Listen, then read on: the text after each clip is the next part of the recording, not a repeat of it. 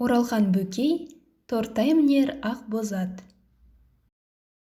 Біздің ауыл салық салғанның иығында отырған. Шілденің дәл ортасы болса да, бұл жерде қоңыр салқын, бұлтсыз күндері тамылжыған тамаша мезгіл басталушы еді. Не ыстық емес, не суық емес, жайлаудың жайма шуақ сәтінде төбеннен көкпеңбек болып төңкеріліп тұрар аспанға қарағайдың бүршігін лақтырып ойнайсың. Қанша құласан ауырсынбайтын, қанша құласан жапырылмайтын күлтеленген күреңсе, балапан табанымызға кілемдей жұмсақ тиюші еді-ау. Теңіз бетінен қаншама биік болғанмен, осы салық салғанның кез келген жеріне жер ошақ қазсаң, көлкілдеген су шыға келетін. Әсіресе жаңбырлы күндері қырдан құлаған лайсаңға айналып, шошайтып, қарағай бөренеден қиып салған үйлердің мазасын келтіретін. Ол кезде колхоз. Колхоздың сиыры күніне 3 рет сауылады. Ал әр сауынның арасында шөп шауып, оны маялайтын. Кеште, тіпті түні бойы сепараторға сөт тартып, май шайқайтын.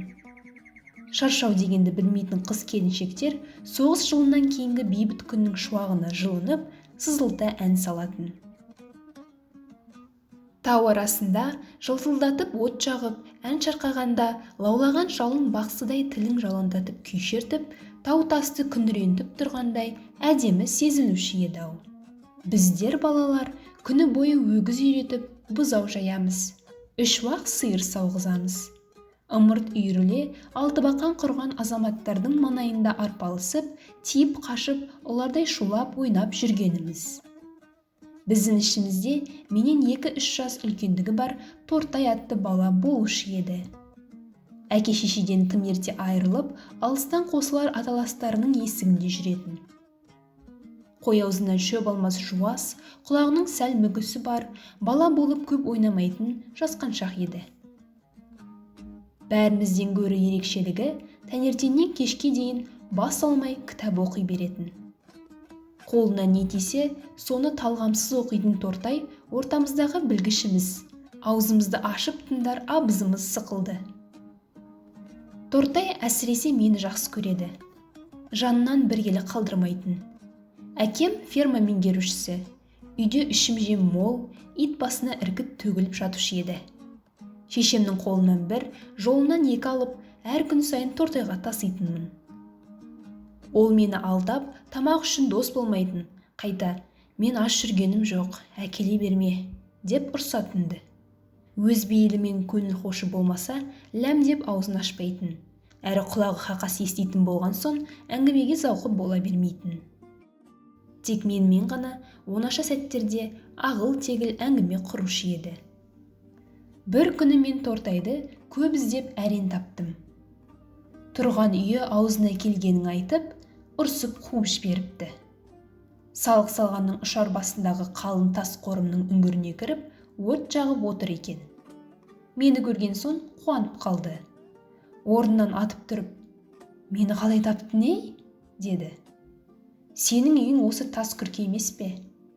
Тортай тас күркені ұядай қылып жинап тазалап қойыпты.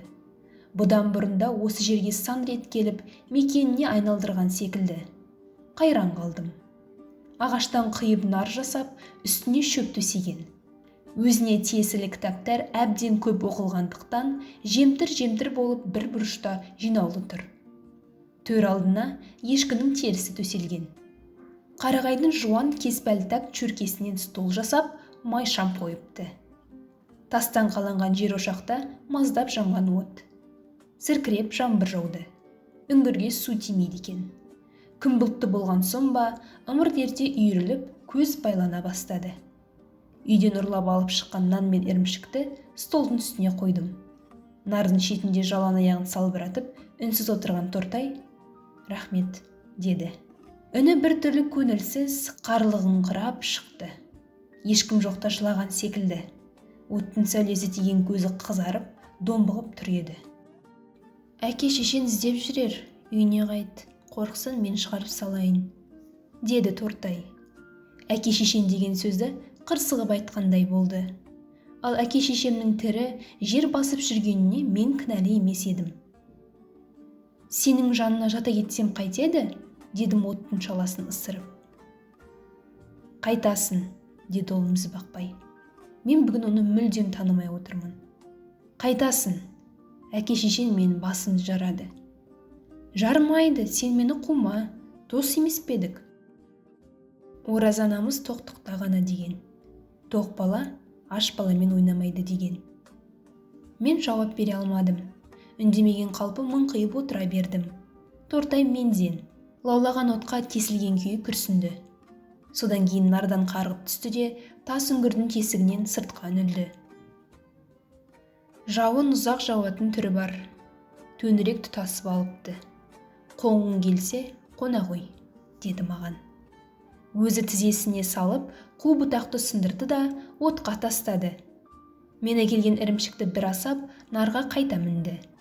Содан соң аласталған алитет деген кітапты қолына алып, әрі-бері аударыстырды да ірге жаққа лақтырып жіберді.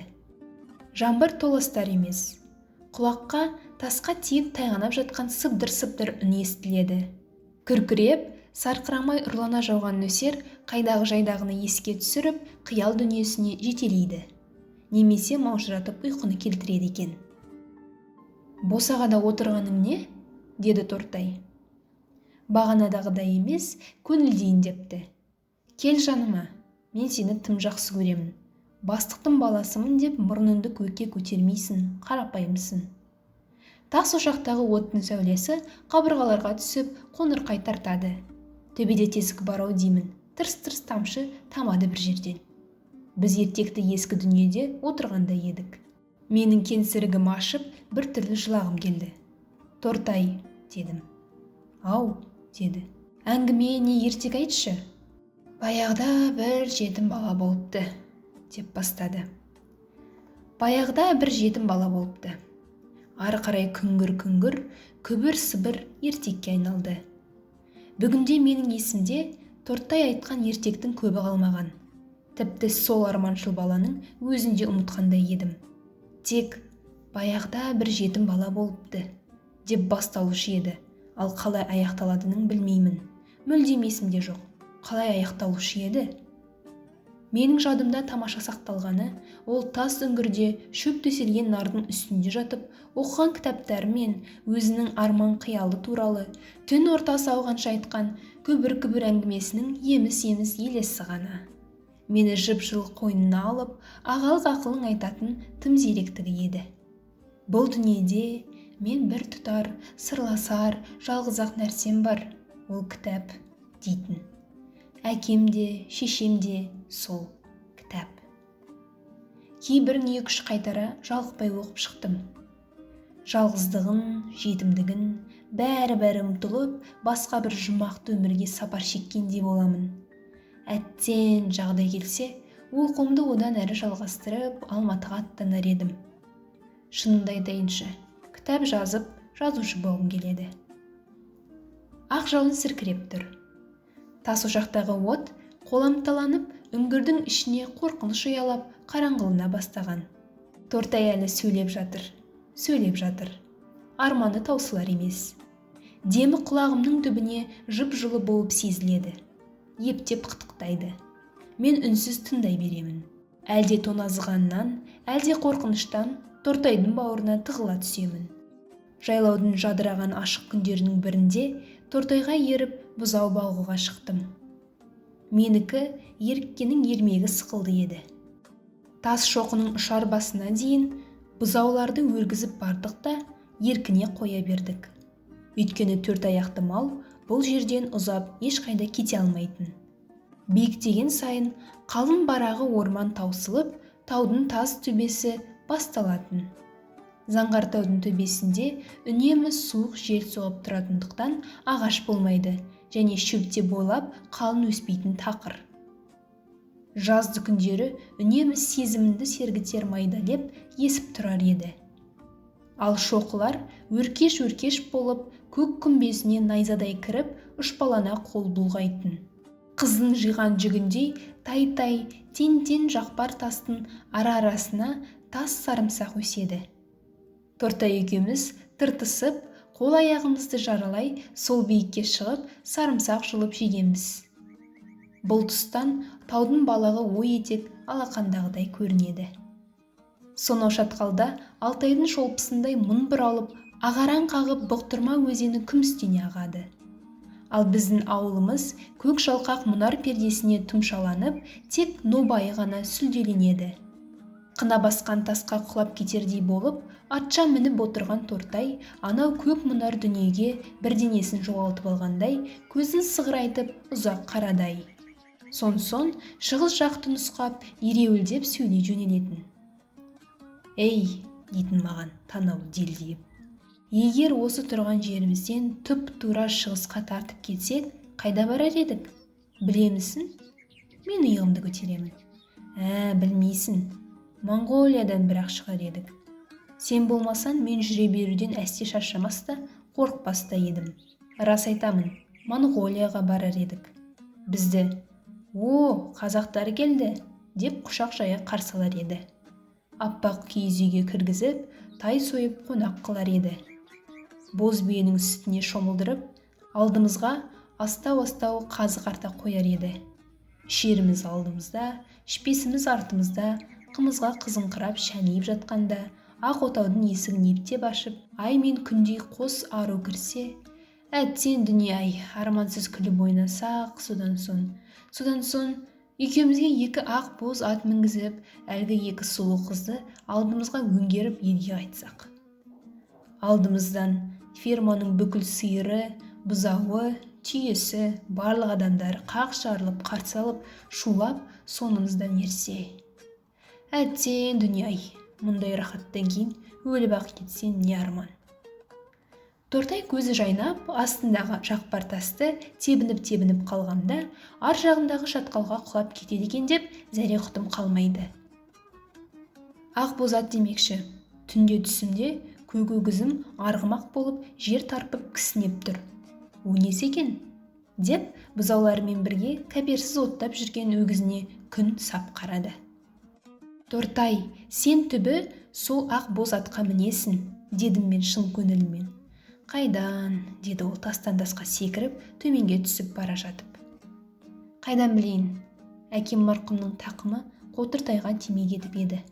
Қайдан білейін? Күз жақындап, фермадағы барлық бала жайлаудан ауылға оқуға аттанғанда, тау басында бұзау бағып, жападан жалғыз Тортай ғана қалған. Әрине, мен оны қимадым, қиналдым. Өзімен бірге ала кететін шаманың жоқтығына жыным келді. Кетерінде ол маған ең сүйікті кітабын сыйлап тұрып айтты. Мен үшін де оқы. Бәлкім мен міне алмаған ақ боз атқа сен мінерсің. Сенің өз ақ боз атың бар емес пе? Жоқ, менің маңдайыма көк өгіз жазылған. Онда мен ақ боз атымды саған сыйға тартамын. Содан бері көп жылдар өтті. Мен Тортайды да, ақ боз атты да әлдеқашан ұмытқанмын. Бір рет ауылға барғанымда, азаматтар сөз қылып отыр екен. Тортай үйленбек болып, ішкері жақтан жуастау бір қызға сөйлеседі. Сонда қыз: жеке басынды қорламаймын, мен көндім, бірақ жаман жақсы болса да әке-шешем бар. Солардың ықыласынсыз кете алмаймын, өзін алдарынан өтіп қайт, деген екен. Содан Тортай атына міне шауып, қыздың үйіне барады. Сәлем алысқан соң қалыңдықтың әкесі: кімнің баласысың, шырақ? Деп жөн сұрағанда, құлағының мүкісі бар Тортай ұқпай қалып, малдан келдім ата, деп қойып қалса керек. Шал: санырауға қызымды бермеймін, деп ит қосып қуып салыпты. Елге енді бір рет барғанында естідім. Тортай үйленген, 2-3 баласы бар. Қой бағады екен. Былтыр жазда демалыс алып ауылға тағы бардым. Әкемнің 4 бөлмелі, бау-бақшалы үйінде еркін сайрандап, тойып жеп, тасырандап жүрмін. Шешем бәйек болып, не ішесің, не жейсің құлыным, дейді зыр жүгіріп. Түске жақын жіп жұмсақ диван үстінде шалқамнан түсіп серейіп, газет оқып жатыр едім. Алдыңғы бөлменің есігі әндетіп ашылды да, әлдекім кіргендей болды. Көрші қоланның бірі шығар деп аса мән бере қойғаным жоқ. Әйтеуір шешеммен сөйлесіп отырды. Әңгіме күңгірлеп, еміс-еміс естіле берген соң, есіме баяғы бір қоңыр үн түсіп, еріксіз құлағымды түрдім. Келген Тортай екен. Тәте, айып етпеңіз, әншейін, Орашқа амандасайын деп өзімсініп келіп едім. Ол ұйықтап жатыр, деді шешем. Оятпай-ақ қоялық, төрге шық отыр. Жоқ, о не дегеніңіз, тәте, маған осы босаға да жетеді. Әншейін Ораш келді деген соң амандасайын деп. Баяғыда бала кезде бірге өстік. Талай рет бұзау жайып едік. Енді міне ел таныған азамат болды. Айып етпеңіз, мен қазір кетемін, тәте. Ораш келді деген соң, жалғыз ұлың ғой, Құдай қуат берсін, бізді қойшы. Біз ондай үлкен кісілердің садағасымыз ғой. Рахмет, тәте, тамақ ауыз тиін. Осы құрғырды жақпаса да, басында ішіп қоятын бар. Ал тәте, Орашын аман жүрсін, атаға аспандай берсін. Қол қойдырып алайын деп, мына бір кітабын қойныма тығып келіп едім. Тағы да соғармын. Малдан қол тие бермейді. Қыстай жемдеген Тор атты управляющий алып қойған, тәте. Мың салса баспайтын тағы бір тырақысын берді. Саған осы да жетеді. Торы атты озат шопан мінеді, дейді. Ал кеттім, рахмет, тәте. Келді кетті деп сөйге жамандамаңыз. Әншейін Ораш келді деген соң, үлкен кісі ғой. Бірге өскен, сәлем берейін деп. Мен келді деп тіпті айтпаңызшы, тәте, ұят болар. Ал сау болыңыз, рахмет. Итіндеп, баяғы өзіңіз білетін салық салғанға жеткенше, түн ортасы болар, өзіңіз білесіз. Салық салған алыс, өте алыс. Моңғолияның бер жағында. Мен сулап жатқан орнымнан белім кеткендей тұра алмадым. Шынымды айтсам, ұялдым. Тортайдан ұялдым. Батылым бармады, бет жүзім шыдамады. Сонда ғана менің есіме баяғыда бір жетім бала болыпты деп басталатын ертектің қалай аяқталары оралды. Осылай аяқталады екен ғой, осылай. Тортай мінер ақ бозат, менің тақымымда кеткенде еді. Иесіне қайтаруға кеш еді.